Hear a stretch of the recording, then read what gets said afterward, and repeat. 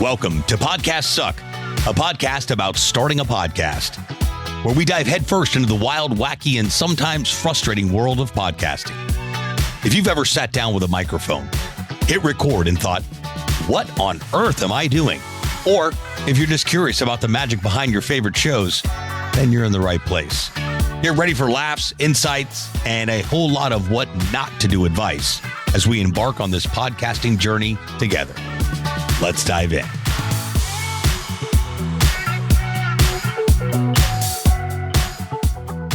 What's happening, podcasters? Welcome back to the show. Welcome to the show.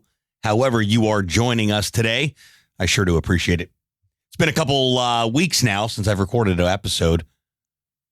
Had a gig on a cruise ship last week. No excuses, had my mic with me, but the hustle and bustle of both speaking, and I did a comedy show, and there was a bunch going on. Again, no excuses, but we're back. If it's your first time tuning in and you're just now starting a podcast, make sure you go back to the beginning, episode 1, because I'm unpacking the entire process that we use here at the Podcast Launch Lab to help folks go from idea to iTunes in 90 days or less. Well, now it's idea to Apple Podcast in 90 days or less, but iTunes just flows a little better with idea. So go back to the beginning. Go step by step. It's going to help you out a lot. If you have been following along and you're like, yay, another episode. Well, let's dive right in. On this episode, I want to talk about, last episode, I talked about how to find podcast guests. This episode, I want to talk about creating a booking system. So when someone says, hey, I'd love to be on your podcast, or you say, hey, Fred, let's get you on the podcast. They say, great, let's do it. How do we do all that? There is a process that streamlines people being able to book for your show. What does this prevent? This prevents, Bob, are you available Monday? Nope, can't do Monday, but I can do Tuesday. Nope, can't do Tuesday, but I can do Friday. Nope, can't do Friday. How's next month? How's next year? How's 2 o'clock? Can't do 2 o'clock. How's 10? That is absolute, complete madness and chaos. There is a better way. With technology, tools like Calendly or OneSub, whatever calendar booking solution you use, maybe HubSpot, maybe Go High Level, whatever your solution is, great. If you do not have a calendar booking solution, I do recommend that you use Calendly. And the reason I recommend that you use Calendly, A, it's like $12 a month.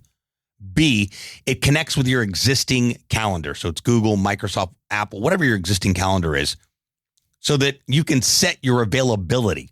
For example, I only record the Beyond the Story podcast on Tuesdays and Thursdays between 11 a.m. and 1 p.m. That's it.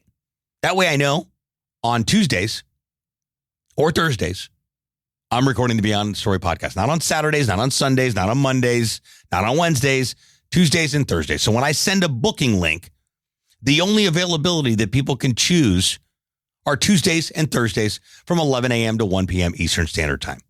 The second reason I use Calendly is because it allows you to create 10 questions. This makes your life so much easier. I want the guest's name. I want their email address. I want their company name. I want their short bio. I want to know what their subject matter is. I want to know what they want to talk about on the podcast. I want to know what their social media links are. Why? Because all of this information is important. When my team goes to produce the episode, we've got that information already available for the show notes, which should be in there anyway. Instead of, hey, can you email me this? Can you email me that? Because listen, friends, people are not going to do it. They're just not. But they will click on a link and book a time because it's streamlined. I click the link, calendar pops up.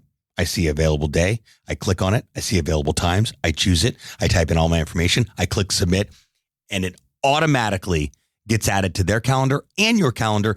And there's a Zoom integration as well, or Google Meet, or however you record your podcast, that's integrated directly into Calendly. Now, I'm using Calendly as an example because it's what I use for Beyond the Story and what I recommend to our clients if they don't have an existing solution in place. There are several available out there. Calendly is probably the industry leader, and it's got the most bells and whistles, if you will, that you'll need, which is, can it sync my calendar? So my availability is in real time. When someone clicks on the time, they know that I am in fact available, and I know I'm in fact available. As soon as they fill out the time that they chose, the day that they chose, all of their information, and they click schedule, it automatically goes to their calendar with a Zoom link or however you record the podcast. I recommend Zoom for the integration. That way, you don't have to wonder when the episode, you'll get a notification that Betty booked for the show. And when you go look at November 20th at 11 a.m., you see that Betty's booked for the show with a Zoom link and all of Betty's information. You've got to streamline this process. Now, when you go set up your calendar solution, let's just use Calendly for argument's sake. You're going to want to go in there and adjust your availability. Remember I said I only record the Beyond the Story podcast on Tuesdays and Thursdays between 11 and 1 p.m.? You can go in there and choose. Don't choose because it defaults to 7 days a week, 9 to 5. And that will have you, every time you turn around, you're like, oh, I thought I had it. What? Time to record an episode. You want to put some boundaries in place there and know, okay, on these specific days and these specific times, I'm recording my podcast episode. I'm going to include a link to Calendly in the show notes of this episode so that you can just go check them out. I think they have a free trial too. Don't just use the free trial because it's extremely limited. Pay the $12 a month, or for the year, it's a couple bucks cheaper. But this allows you to, again, streamline the guest booking process. You can also post on social media. Last episode, we talked about how to find guests. I'm looking for podcast guests that fit the following criteria. If that's you, comment below and I'll send you a message. When they comment below, you go reply back to their comment and you go send them a message and, hey, thanks for commenting on my post. What do you do? Love to learn more about you. And then once it's a go and it's a green light, send them the Calendly link, let them book and move on with your day. Do not go the prehistoric route of asking people to be on the podcast and then it never happens because there's no follow-up, or asking somebody to be on your podcast and then playing the are you available calendar game. That is just organized chaos. And there is, in fact, a better way. So this episode is all about streamlining your podcast guest booking process.